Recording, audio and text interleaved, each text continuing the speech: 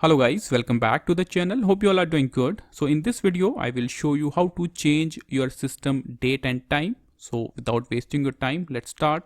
First, click on the search box or you can click on this Windows icon and then type control and you will see this option control panel. Click on it. Now in the view by section, change it to small icons. After that, click on this option date and time and you will see this kind of window.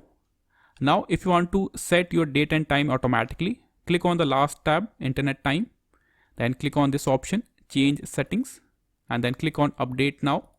So this will automatically sync your date and time from internet and this will automatically fix all the things. Okay, click on update now. Okay, and if you want to edit your date and time, go to the first tab date and time and then click on this option change date and time, and now here you can set the date and time as per your requirement. Okay, you can edit your time as well. Now if you want to change the time zone, click on this option change time zone and you can select your country, okay, from here as well.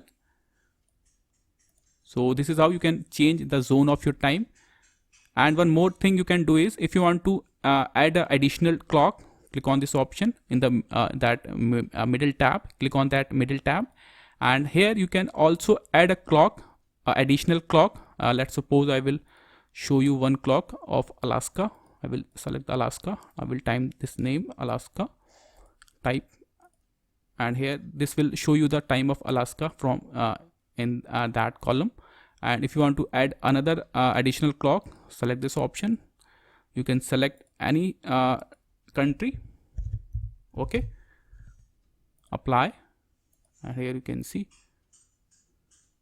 So this is how you can edit your date and time in Windows 10 and Windows 11. This is all for the video. Thank you.